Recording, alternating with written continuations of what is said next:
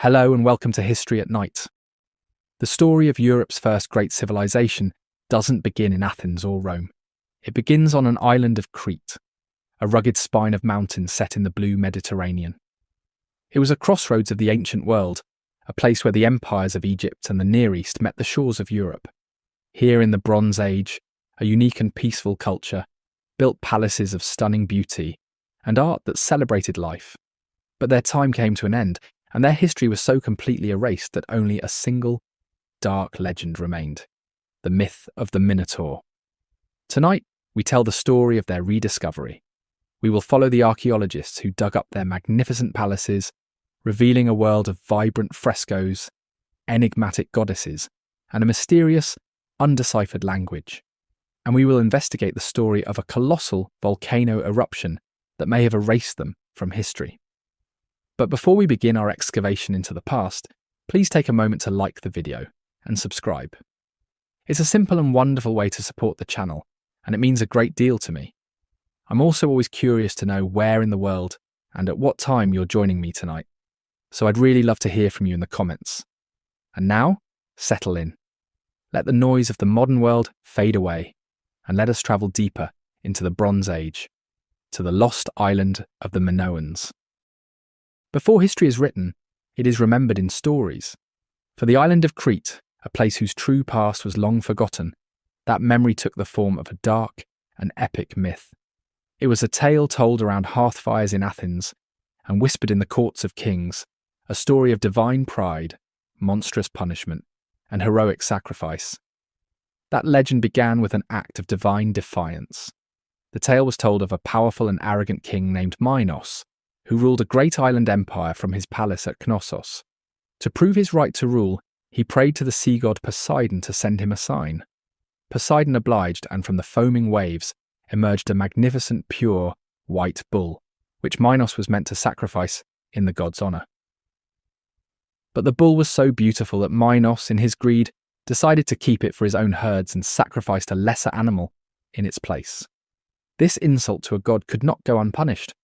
Poseidon's revenge was swift, cunning, and terrible. He did not strike Minos down, but instead cursed the king's wife, Queen Pasiphae, with an unnatural and overwhelming desire for the sacred white bull. Consumed by this divine madness, the queen sought out the most brilliant inventor in the world, a man named Daedalus, who had taken refuge in her court. She commanded him to build her a hollow wooden cow, which she could hide inside to trick the animal. The result of this cursed union was a monstrous creature, a being with the powerful body of a man but the head and tail of a ferocious bull. They named him Asterion, but the world would come to know him as the Minotaur, the bull of Minos. Horrified by this monstrous stepson, a living symbol of his own sacrilege, King Minos once again turned to Daedalus.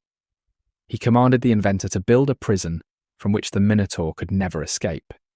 Daedalus, using all of his genius, constructed the labyrinth, a vast, bewildering maze of winding passages, dead ends, and confusing halls, so complex that anyone who entered its depths would become hopelessly lost and eventually be devoured by the beast that lurked at its centre.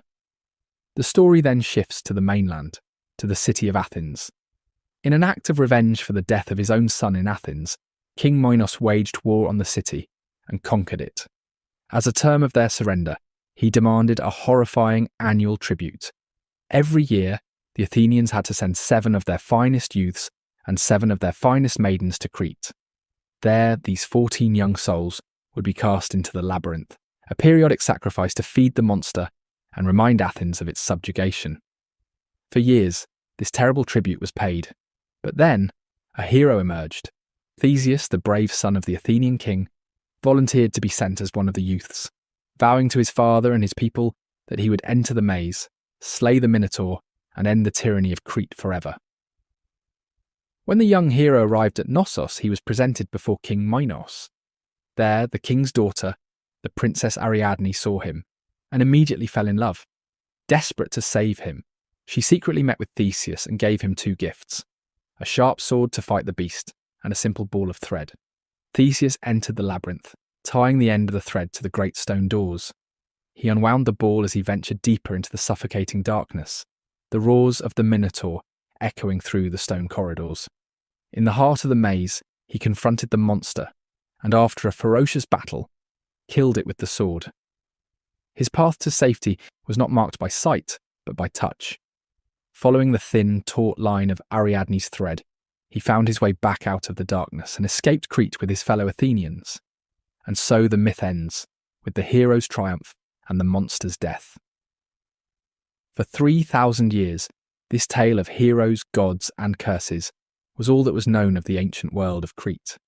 It was a story so powerful, it seemed impossible that any historical truth could lie behind it. But it was there, waiting, buried in the earth, waiting not for a hero with a sword, but for a man with a spade. As the 19th century drew to a close, a new age of discovery was dawning, an age of archaeology. And the man who would unlock the secrets of Crete was a brilliant, wealthy, and supremely confident English academic named Sir Arthur Evans. Evans was the keeper of the prestigious Ashmolean Museum at Oxford University, and he was not initially hunting for a monster's lair. His quest was for something more elusive, a lost system of writing. He had become fascinated by small, milky white seal stones he had found in the markets of Athens. They were intricately carved with tiny, enigmatic symbols that looked like a form of prehistoric script, far older than any known Greek writing. Cretan women called them milkstones and wore them as amulets to bring good fortune. But Evans believed they were the key to discovering Europe's first written language. He followed the trail of these stones to their source. In the 1890s, he arrived on a rugged and wild Crete, an island just emerging from centuries of Ottoman rule. He travelled the countryside, not as a tourist, but as a detective, buying more of the small seal stones from local villagers. The clues began to point to one location, a large, unassuming hill covered in olive groves near the main town of Heraklion, a place the locals called Kefala. Others had suspected this hill was the location of the legendary Palace of Knossos, including the famous discoverer of Troy, Heinrich Schliemann. But bureaucratic hurdles and local politics had always stood in the way. Evans, however, possessed a unique combination of academic obsession and personal wealth. Where others saw obstacles, he saw a prize to be won. He patiently negotiated and eventually purchased the entire plot of land, becoming the sole owner of the hill and whatever secrets it held. Finally, in March of the year 1900, the time had come. Evans arrived at the site with a team of over 100 local workmen. The olive trees had been cleared. The air was filled with a sense of immense anticipation. For 3,000 years, the labyrinth of the myth had stood as a dark and forbidding monument in the landscape of the imagination. Now, Arthur Evans stood before a simple hill of earth and rock, ready to knock on the door of that lost world and see if anyone was still at home. The initial work was grueling and dusty, clearing away centuries of soil and scrub. For the first few days they found only the tops of massive ancient walls, hinting at a large structure, but revealing little of its character. There was a constant nervous excitement in the air. Was this just a rustic fortress, or was it something more? The answer came with a sudden brilliant flash of colour. A workman's pickaxe struck something soft, and upon careful cleaning, a fragment of painted plaster was revealed. As more earth was gently brushed away, a picture began to emerge. It was a life-size depiction of a young man with long, flowing black hair and a noble profile, carrying a long, conical cup. This was the famous cup-bearer fresco, and its discovery was a revelation. This was not the art of a primitive people. This was the work of a sophisticated, confident culture with a masterful command of form and colour. Energised by the find, the teams followed the walls of the fresco and soon uncovered an intact sunken room. As they cleared the debris, they found gypsum benches lining the walls. And then, set against the northern wall, they saw it, a magnificent high-backed throne carved from a single block of gypsum. Its form was simple but regal, with a gracefully curving, undulating back. Though the room was small, the throne gave it a palpable sense of power and ceremony.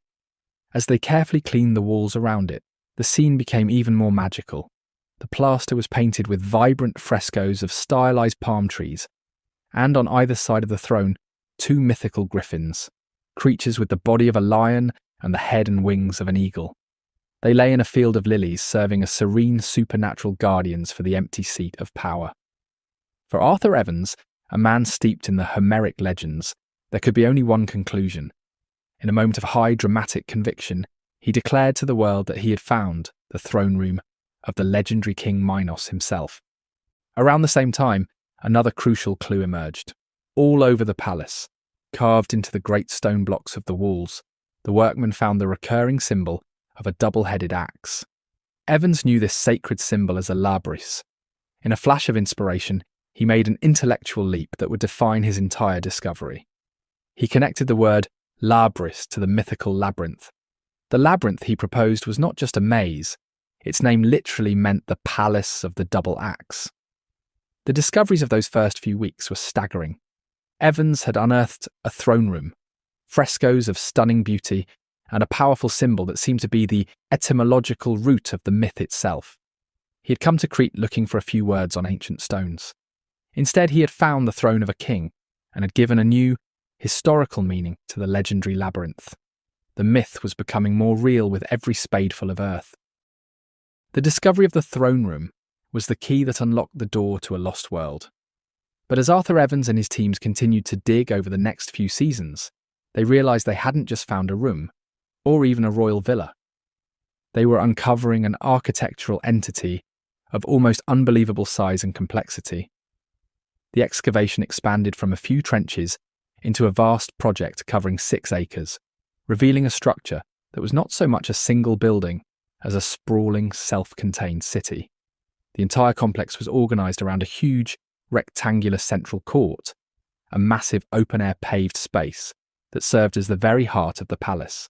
This was the grand stage for Minoan public life, a place where, one can imagine, great religious festivals were held, priestesses processed, and the daring bull leapers performed their sacred, death-defying acrobatics before the assembled crowds.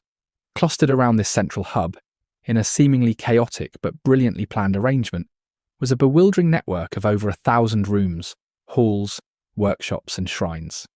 This was a multi-storied metropolis, built with genius down the gentle slope of the Kefala Hill. Some sections of the palace reached up to 5 stories in height, creating a stunning series of terraces, balconies and verandas, connected by a disorienting web of grand staircases.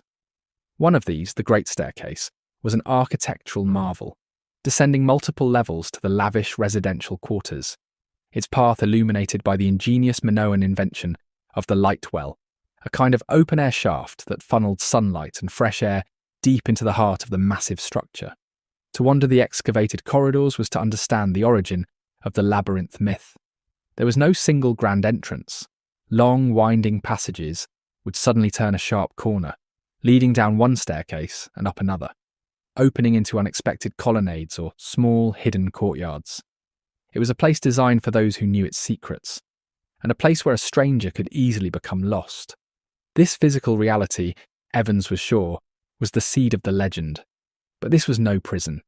It was a bustling, vibrant centre of an entire civilization, with different wings dedicated to every function of a sophisticated society.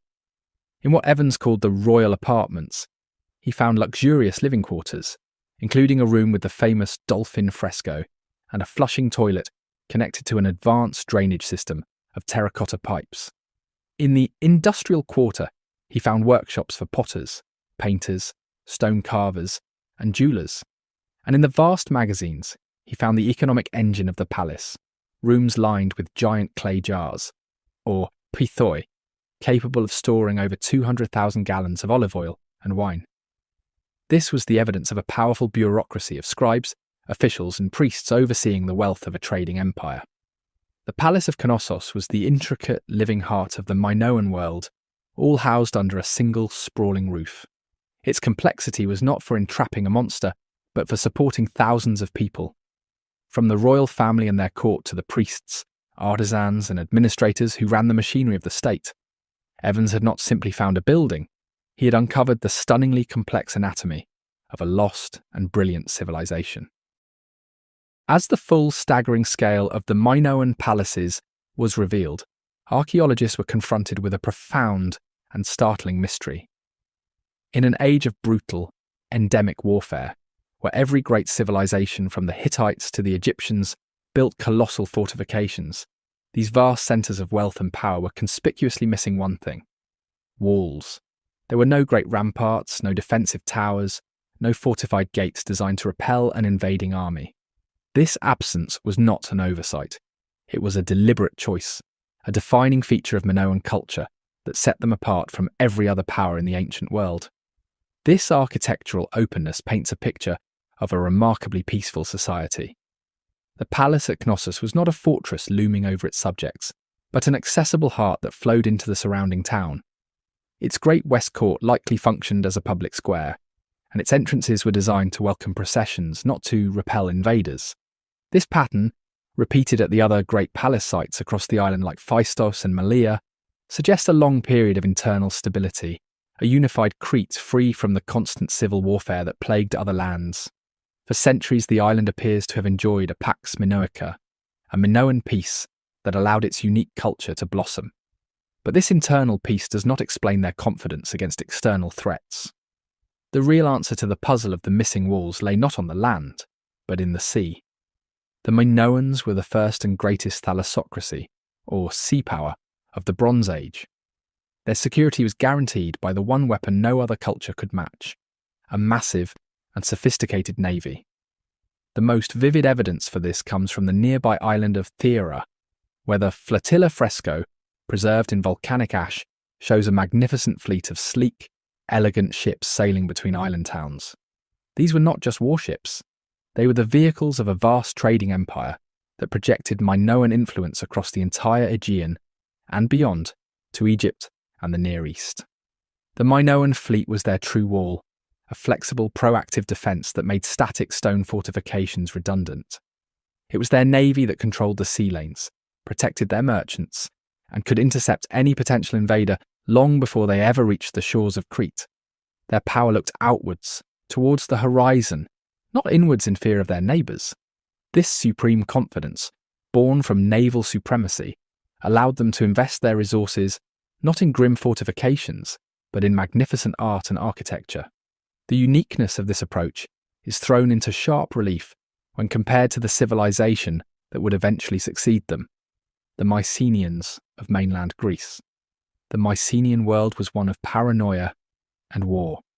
Their centres, like Mycenaean Tiryns, were grim citadels, built for siege.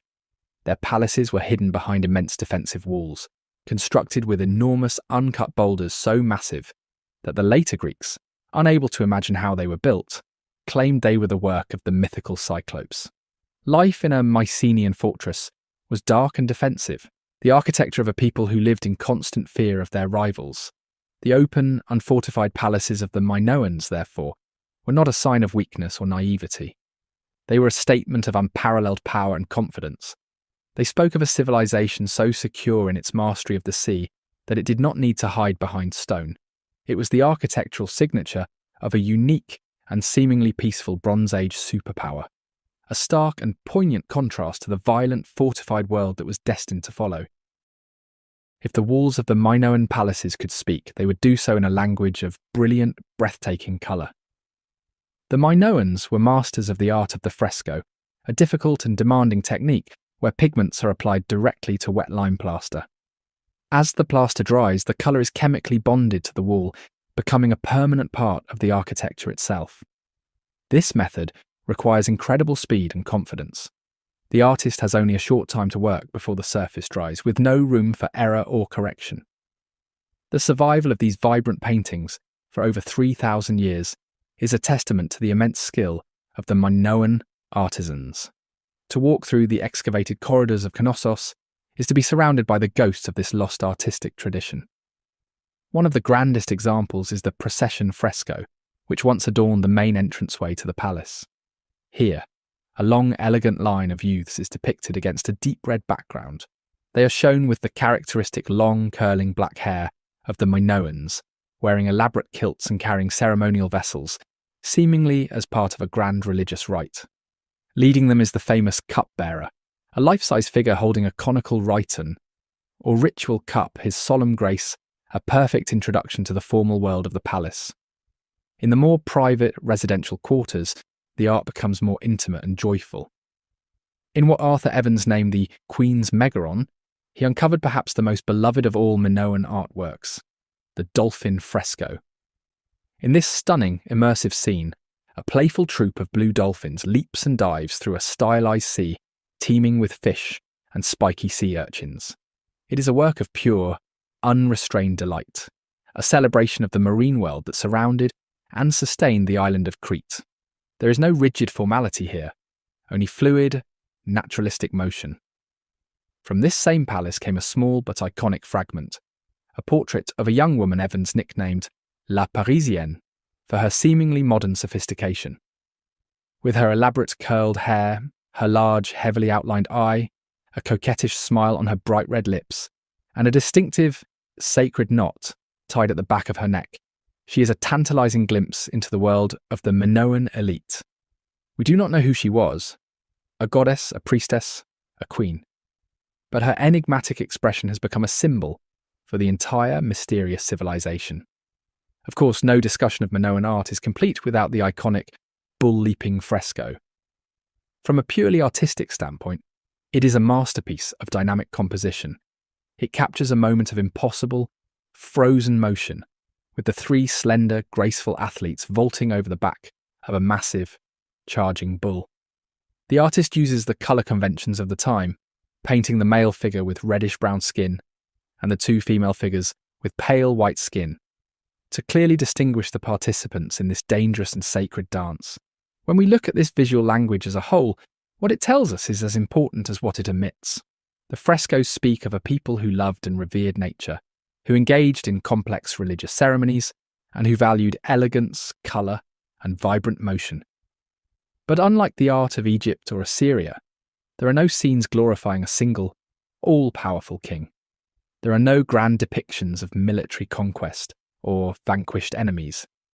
It is the art of a peaceful, prosperous, and seemingly joyous people. Because their written language is lost to us, these frescoes are the only voice the Minoans have left. It is a beautiful and elegant language, but one that leaves their deepest secrets unspoken.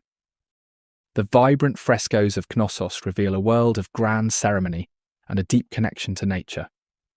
But it is perhaps in the smaller, more intimate objects, the art that the Minoans could hold in their own hands, that their unique genius for craftsmanship is most apparent.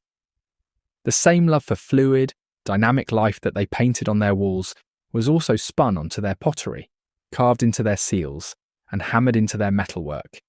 This was a culture that did not just create art, they lived within it. The Minoans were masters of the potter's wheel, a technology they perfected to create ceramics of almost impossible thinness and delicacy. During the early palace period, they produced a style of pottery so sophisticated it was exported and prized throughout the Mediterranean, from Egypt to the Near East.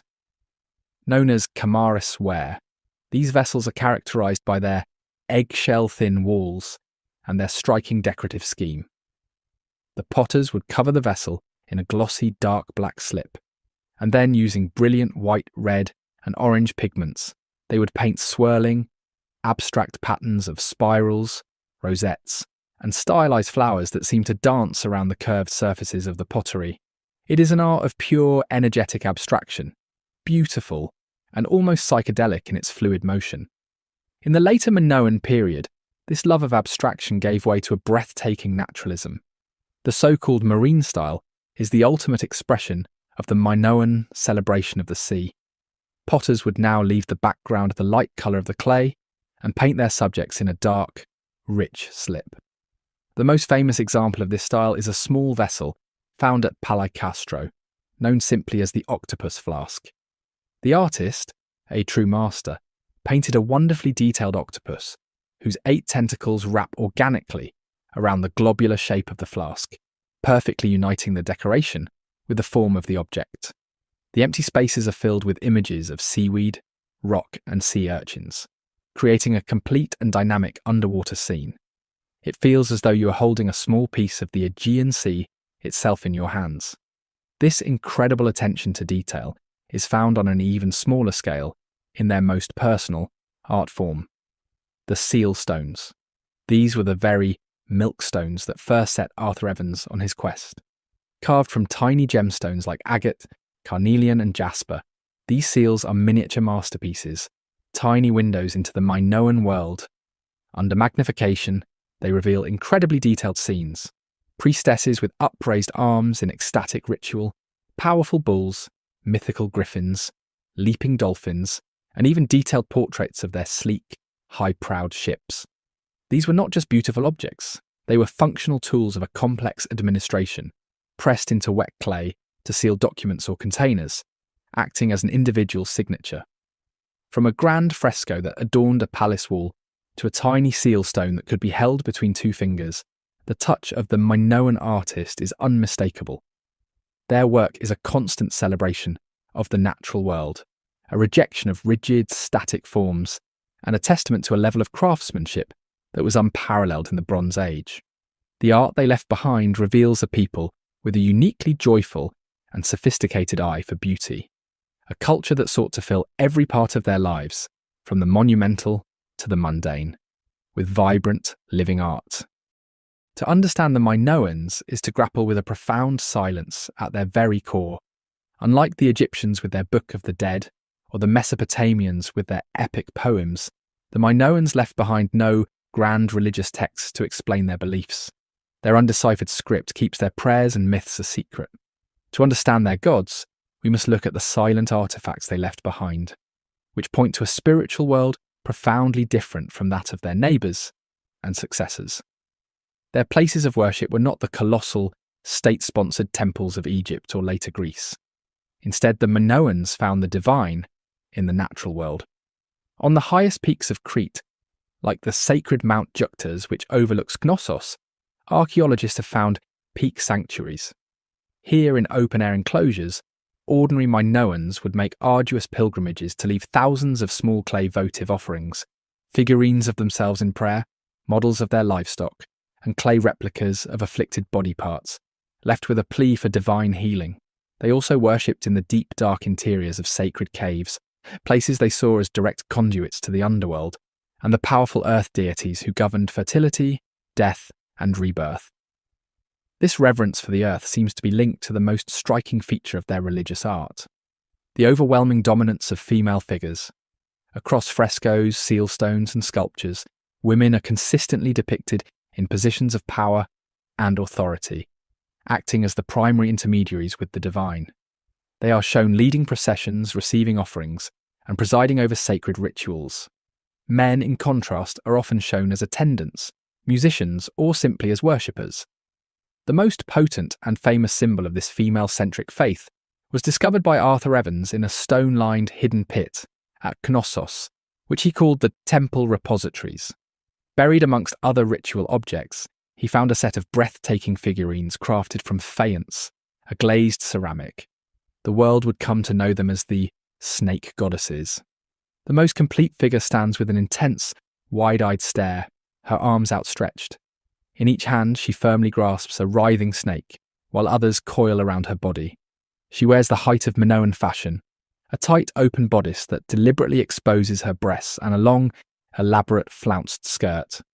Atop her tall headdress sits a small feline, perhaps a leopard, calmly observing the world. She is an image of immense power and mystery, while her exact identity, goddess or high priestess, is unknown. Her symbolism is deeply rooted in ancient traditions. The exposed breasts are a clear sign of fertility and nourishment, the very source of life. The snakes, creatures of the earth that shed their skin, are universal symbols of renewal, rebirth, and the potent magic of the underworld. The feline marks her as a mistress of animals, a powerful nature deity in complete command of the wild world. She's the embodiment of a great mother goddess, a life-giving, earthly power.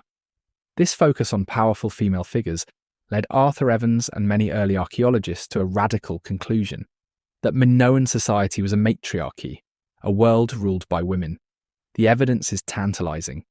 Women are depicted with a freedom and prominence that is unheard of in the art of the later patriarchal Greeks. However, most modern historians are more cautious. While it's clear that women held a remarkably high and respected status in Minoan religious and ceremonial life, there is no definitive proof that they held formal political power. Still, the art speaks for itself. It reveals a civilization whose understanding of the divine was primarily female. The snake goddess with her unblinking stare remains the enigmatic face of this lost faith. She is a powerful reminder of a different way of seeing the world, a world that celebrated the power of the earth and the divine feminine, and a profound contrast to the male-dominated pantheons of the civilizations that would soon follow. If the snake represented the mysterious, chthonic power of the earth, its male counterpart, the bull, was the embodiment of raw, untamable natural force. This magnificent and dangerous animal is the second great pillar of Minoan art and religion. We see its image everywhere, intricately carved into tiny seal stones, painted onto pottery, and masterfully crafted into ceremonial drinking vessels or rhytons from solid gold. The most pervasive symbol of all was the horns of consecration, a stylized carving of a bull's horns that adorned the roofs and shrines of the palaces, marking a space as sacred. This was clearly a creature of immense spiritual importance. The grand stage for the bull's role in Minoan life was likely the great central court of the palaces. Here, surrounded by the high frescoed walls and crowded balconies of the palace, the Minoan elite would have gathered to witness their most spectacular and death-defying ritual, the famous bull leaping. Our only clear window into this mysterious practice comes from a single, iconic fresco found at the Palace of Knossos. It is a masterpiece of dynamic motion, capturing a scene of what appears to be an impossible acrobatic feat. The fresco depicts a massive bull charging across the frame in a flying gallop, its feet not touching the ground, a convention used to show incredible speed. In a stunning display of coordinated teamwork, 3 slender, long-haired athletes interact with the beast. At the front, a figure with pale white skin, the Minoan artistic convention for a female, grasps the bull's immense horns, seemingly preparing for the leap.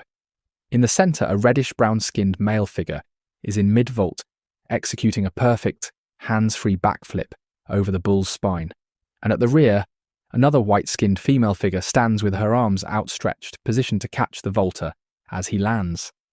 For a century, this image has been the source of intense scholarly debate. Could it be a literal depiction of a real event?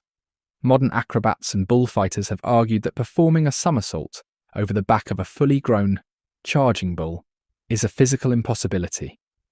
The moment an athlete grabs the horns, the bull's natural instinct is to jerk its head upwards, which would impale the vaulter instantly. So what are we really seeing in this vibrant painting? Some believe the fresco is a schematic diagram, a kind of instruction manual, showing the 3 key stages of the leap in one continuous image, rather than as a single simultaneous action. Others propose that the athletes approach the bull from the side, using the momentum of its charge to vault sideways across its back. It's also possible that the Minoans used younger, specially trained animals, or that the entire scene is a purely symbolic, mythological representation and was never actually performed. Whatever the reality, the bull leaping ritual was clearly a high-stakes performance, a sacred and dangerous dance that would have required years of training and immense courage. The risk of being gored, trampled, or killed must have been incredibly high. It is in this practice, the spectacle of elite youths and maidens risking their lives against a bull in the heart of the labyrinthine palace, that we can see the clearest historical seed for the later Greek myth of the Minotaur. The legend of 14 Athenians being sacrificed to a bull monster in a maze is almost certainly a distorted, fearful memory of this very real Minoan ritual. The true meaning of the bull leaping ceremony may forever be a mystery, but the art it inspired speaks volumes. It reveals a culture that did not cower before the awesome power of the natural world. Instead, they chose to confront it, to engage with its most dangerous forces, not with brute strength, but with timing, grace, and breathtaking athletic skill. For the Minoans, the bull was the ultimate test, and in this sacred dance with death, they celebrated their unique and fearless spirit. We have explored the open palaces, the joyful art, and the enigmatic rituals of the Minoans. But a fundamental question remains: what was the source of the immense wealth and security that allowed this unique and seemingly peaceful culture to flourish for centuries? The answer did not lie within the fertile fields or mountains of Crete, but in the vast blue expanse that surrounded it. The Minoans were, above all else, masters of the sea. The key to understanding their civilization is the concept of a thalassocracy, a word derived from the Greek thalassa for sea and kratia for rule. They were the first great naval power in European history, and their influence was built on the decks of their magnificent ships. From frescoes, carved seals, and clay models, we can see what these vessels looked like. They were sleek, crescent-shaped ships with a single square-rigged mast and a high curving stern. Powered by both sail and teams of rowers, they were swift and manoeuvrable, capable of plying the sometimes treacherous waters of the Aegean Sea. These were the instruments of a vast and lucrative trading empire. From their harbours on Crete, these ships sailed forth, carrying the high-value products of Minoan craftsmanship. Their exquisite Kamares ware pottery was a prized luxury good, exported as far as Egypt and the Levant. They traded fine textiles, expertly crafted bronze weapons, and most importantly, the agricultural bounty of Crete itself. Vast quantities of olive oil and wine, sealed in large distinctive clay jars. In return, their ships brought back the raw materials that their island lacked. They imported tin from Anatolia and copper from Cyprus, the two essential metals needed to forge bronze, the lifeblood of the age. From Egypt and the Near East, they brought back gold, ivory, and precious stones like lapis lazuli to be worked by their skilled artisans. Their most important and powerful trading partner was the ancient kingdom of Egypt. In the tombs of great Egyptian viziers and nobles, like the famous tomb of Rekhmir in Thebes, we find stunning proof of this relationship. Here, wall paintings depict delegations of foreign men, explicitly labelled by hieroglyphs as the Keftiu, a name believed to be the Egyptian word for the Minoans. These figures are shown with the iconic long black curling hair and patterned kilts seen in the frescoes at Knossos. They carry gifts for the pharaoh, and among the objects they bring are perfect depictions of Minoan artistry: golden, bull-headed drinking cups and distinctive long-necked pottery. This is a remarkable confirmation from an outside source, showing that the Minoans were not an isolated people, but were major players on the world stage, respected enough to bring their finest goods to the court of the most powerful king on earth. Minoan power was not limited to trade alone. They projected their culture across the Aegean by establishing settlements and colonies on other islands. The most famous of these was the city of Akrotiri on the island of Thera, a veritable Minoan city in miniature. With multi-storied houses, beautiful frescoes, and advanced plumbing. Other outposts on islands like Rhodes and Kythera served as vital trading hubs, securing the sea lanes and creating a network of Minoan influence that spanned the sea. This is the ultimate explanation for the world without walls. The Minoan thalassocracy was the source of their wealth, the guarantor of their peace, and the foundation of their unique, outward-looking culture. Their navy was their greatest weapon, and their best defence. Why build massive stone walls to hide behind when your true fortifications, your wooden walls, were the hulls of your ships, ensuring no enemy could ever reach your shores? This supreme mastery of the sea was the engine of their civilization. But as we shall see, their dependence on it would also be the seed of their ultimate vulnerability. While the discovery of the Grand Palace and its treasures captivated the world, for Arthur Evans, the most significant finds were far smaller and more unassuming. We must remember that his entire journey to Crete began not as a search for a labyrinth, but as a quest for a lost language, sparked by the mysterious symbols he had seen carved into ancient sealstones. And in the burned-out ruins of Knossos, his original hope was realised beyond his wildest dreams. In several small chambers, his team uncovered the remains of the palace archives, hundreds of flat, pillow-shaped tablets of sun-dried clay. These were not grand historical chronicles or epic poems. They were the mundane, day-to-day paperwork of a complex bureaucracy, preserved for millennia only because they had been accidentally baked hard in the fire that destroyed the palace. These tablets were the administrative records of the Minoan world.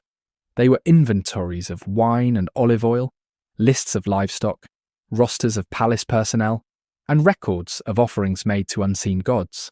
The writing on them consisted of a mix of elegant, linear symbols representing phonetic syllables, simple pictograms for commodities like a chariot or a stalk of wheat, and a clear numerical system. As Evans painstakingly sorted through the thousands of fragments, he discerned two distinct but related scripts. The older, more fluid script, which he correctly assumed was the native language of the Minoan civilization, he named Linear A. A younger, slightly more rigid script, which was found only in the very final layer of destruction at Knossos, he called Linear B.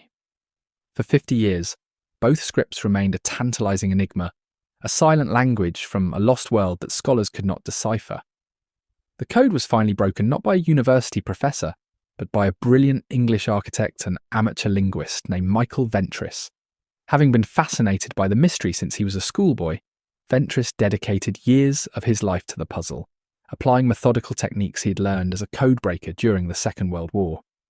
He meticulously catalogued the symbols, tracked their frequency, and made educated guesses about the underlying grammar. In 1952, he had his monumental breakthrough. Working from the assumption that the language might be an early form of Greek, he plugged in phonetic values derived from Cretan place names found on the tablets.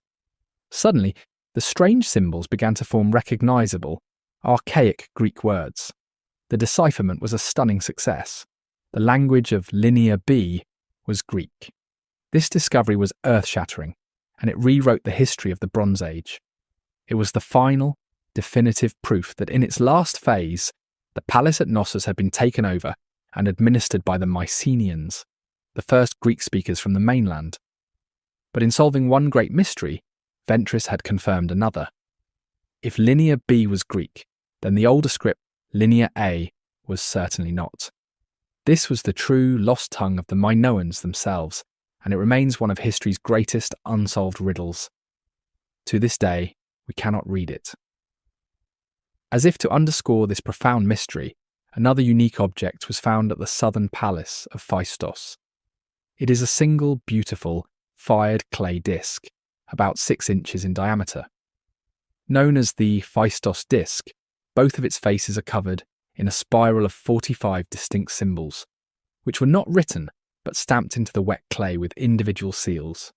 It is a form of primitive printing, a technology that would not be seen again for thousands of years. Its purpose, its meaning, and its language remain completely unknown, and so we are left with a tantalizing silence. Thanks to Michael Ventris, we can read the final accounting records of the Greek-speaking Mycenaeans who ruled Knossos at its end. But the true voice of the Minoans, the language they used to name their kings, their goddesses, and themselves, remains locked away in a script we cannot read. They are a civilization we can see in stunning detail, but whose own words we cannot yet hear. In the final, golden years of the 17th century BC, the Minoan civilization was at its absolute zenith. Their palaces were centres of high art. Their trading fleets controlled the Aegean, and their influence was felt from Egypt to the Greek mainland. It must have seemed like their peaceful, prosperous world would last forever. But their greatest threat was not a rival empire. It was brewing silently, just 70 miles to the north, on the beautiful island of Thera, today known as Santorini. Thera was a jewel in the Minoan trading network, home to the bustling port city of Akrotiri, a place of wealthy merchants and stunningly frescoed houses. But the beautiful island was, in fact, a sleeping volcano. The first signs of the coming apocalypse would have been a series of violent earthquakes, a final warning from the underworld. The archaeological evidence at Akrotiri is remarkable. While beds are overturned and pots are smashed, no human bodies have ever been found in the ruins. This suggests that the inhabitants, terrified by the tremors, gathered their most precious belongings and fled in a mass evacuation. They escaped the city, but they could not have imagined the scale of the destruction that was about to be unleashed upon their entire world. The eruption, when it finally occurred, was one of the most violent explosions in human history, many times more powerful than the famous eruption of Krakatoa. With a cataclysmic roar that would have shattered the silence of the Bronze Age, across hundreds of miles, the mountain on Thera blew itself apart. A colossal pillar of black ash, pumice and superheated gas was blasted more than 20 miles into the stratosphere, creating a mushroom cloud that blotted out the sun. Across the Aegean, day was turned into an unnerving, perpetual twilight as the sky turned from blue to a sickly yellow, then to a suffocating grey. For the city of Akrotiri, the end was swift. A thick rain of pumice and ash fell from the sky, entombing the city and preserving it perfectly.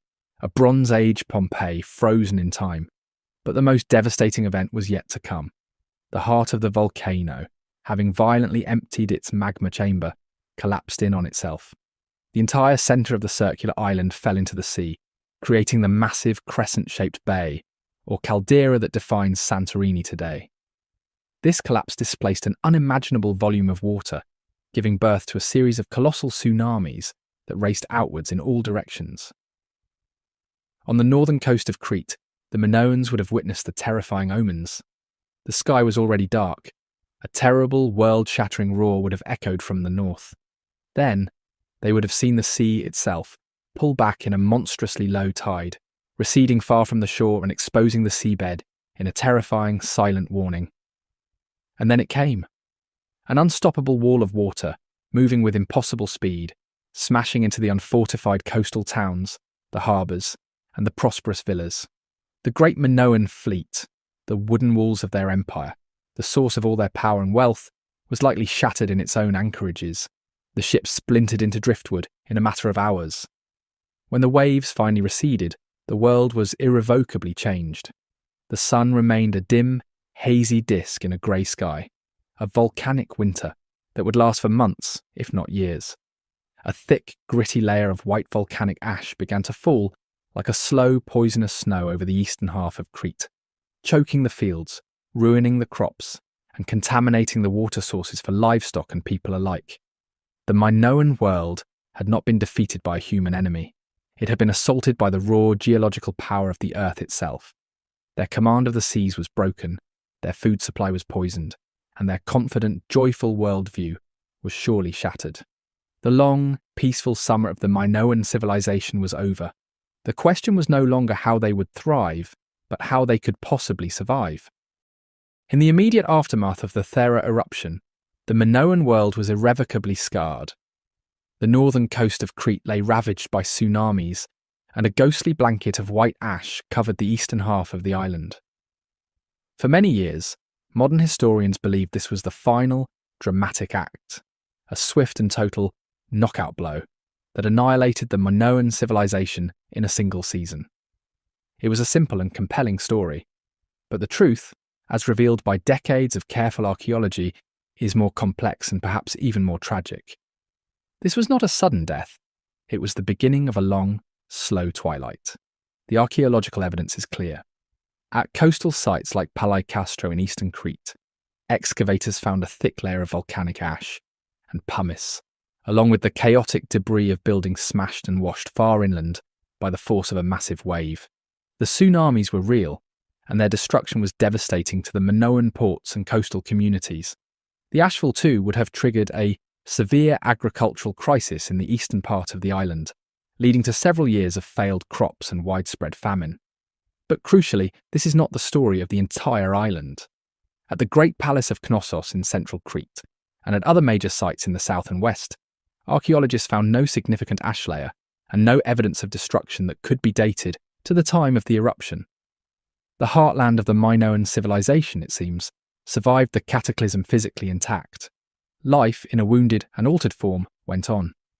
The palaces were not levelled by earthquakes, and the cities were not buried. The wounds that would ultimately prove fatal were not to the Minoans' buildings, but to the very systems that sustained their unique way of life. The first and most critical blow was to their thalassocracy, with their northern harbours destroyed and a significant portion of their great trading fleet smashed in its anchorages. Their mastery of the sea was broken. The intricate network of trade that brought in vital raw materials like copper and tin and exported their valuable oil and wine was crippled. This economic catastrophe would have been immediate and profound. The second wound was likely psychological and spiritual. For a people whose art and religion were so deeply intertwined with the beauty and bounty of the natural world, the eruption would have been a terrifying and incomprehensible event. The sun vanishing from the sky, the earth shaking, and the sea rising up to destroy them would have been seen as a sign that their world was out of balance, that the gods themselves had turned against them. Such a crisis of faith could have fatally undermined the authority of the priests and rulers who were believed to guarantee divine favour. This weakening of Minoan power created a vacuum in the Aegean. On the Greek mainland, the younger, more aggressive, and more militaristic Mycenaean civilization was growing in strength. As the Minoan grip on the sea lanes faltered, the Mycenaeans were able to expand their own influence, sailing, trading, and raiding with a new freedom. The eruption of Thera, then, did not kill the Minoan civilization. It delivered a wound from which it would never fully recover. For the next century and a half, the Minoans endured in a state of diminished capacity, living in a long twilight. Their economy was shattered, their population likely weakened by famine and social unrest, and their legendary confidence was gone. The great, peaceful, and seemingly eternal civilization was now vulnerable, a shadow of its former self, waiting for the final push from the new rising power across the sea. The Mycenaean warriors who took control of Knossos were conquerors, but they were also apprentices. As a younger, less sophisticated, and primarily martial culture, they were clearly in awe of the ancient and brilliant civilization they now dominated. They did not erase the Minoan world entirely. Instead, they absorbed its art, its technologies, and its symbols, adapting them to fit their own warlike worldview. In doing so, they became the crucial bridge through which the echoes of the lost Minoan civilization were transmitted to the later Greeks and ultimately to us. The most visible area of influence is in the art and architecture of the Mycenaean palaces on the mainland. At sites like Pylos and Tiryns, the Mycenaeans adopted the Minoan art of fresco painting to decorate their own halls. But while they copied the technique, they fundamentally changed the subject matter. The peaceful, joyful scenes of the Minoans were replaced with the cultural obsessions of the Mycenaeans: grand military processions, bloody boar hunts, and warriors clad in intimidating bronze armour and boar-tusk helmets. The graceful leaping dolphins of Knossos gave way to grim depictions of siege warfare. It was the art of a culture that lived and died by the sword. Mycenaean kings and nobles clearly prized the superior skill of Minoan artisans. In a warrior's tomb at Vaphio, on the Greek mainland, archaeologists discovered a pair of exquisite golden cups. Believed to be the work of Minoan craftsmen, they perfectly illustrate the meeting of the two cultures. One cup depicts a violent scene of bulls being captured in a wild, chaotic hunt, a classic Mycenaean theme. The other shows bulls being peacefully and skillfully lured into nets with the help of a decoy cow, a scene of harmony with nature, a classic Minoan theme. In religion, the Mycenaeans worshipped the ancestors of the familiar classical gods. Zeus, Hera, and Poseidon are all named in the Linear B tablets, but they also adopted potent symbols from the older Minoan faith. The sacred horns of consecration and the double axe or labries begin to appear in Mycenaean shrines, suggesting a blending of the two belief systems. The powerful, female-centric world of the snake goddess faded, replaced by the patriarchal pantheon of the Greeks, but its symbols endured as powerful echoes. Perhaps the most enduring legacy of all was in the realm of myth. The stories the later classical Greeks told about their own heroic past were set in this Mycenaean era, and through these myths the memory of Minoan greatness, though distorted, was preserved. The legend of the labyrinth is almost certainly the Greeks' attempt to describe the vast, confusing, and magnificent palace at Knossos. The myth of Daedalus, the master inventor and craftsman, is a clear echo of the unparalleled artistry of the Minoan people, and the story of King Minos, the mighty king who ruled a thalassocracy, or sea empire, is a direct memory of the formidable naval power that the Minoans once projected across the entire Aegean. The Minoan civilization, therefore, did not simply vanish. It became a foundational, dreamlike memory for the Greek world that followed. Its culture was absorbed and transformed by the Mycenaeans, who acted as a bridge between the Bronze Age and the Iron Age. And the later Greeks looked back upon this entire period as a lost golden age of heroes, with the faint but powerful memory of Crete, its sea kings and its labyrinth at the very heart of their own origin story. The Minoans provided the rich, artistic soil from which the earliest roots of Western civilization first grew. While the spirit of Minoan culture lived on through its influence on the mainland, the physical world that created it was destined for a final, violent end. For roughly 75 years after the conquest, the Palace of Knossos continued to operate under the rule of its new Greek-speaking Mycenaean masters. Then, around the year 1375 BC, the end came. A catastrophic fire, far more intense and widespread than any that had come before, tore through the entire 6-acre complex. The grand staircase collapsed. The magnificent frescoes were blackened and shattered, and the great red columns that had held up the roofs for centuries were consumed by the inferno. The palace at Knossos, which had stood for over 500 years, was reduced to a smouldering ruin, and this time it would never be rebuilt. The cause of this final destruction remains a mystery. Was it a natural disaster? Unlikely, as other sites on the island were not similarly destroyed at this time. Most archaeologists believe the fire was a deliberate act. Perhaps it was a violent uprising of the native Minoan population, a final desperate rebellion against their Mycenaean overlords. Or perhaps the threat came from other Mycenaeans. A rival king from a powerful mainland citadel, like Mycenae itself, may have attacked and destroyed Knossos to eliminate a competing power centre and consolidate his own control over the lucrative Cretan trade routes. Whatever the cause, the result was definitive. The great palace era on Crete was over.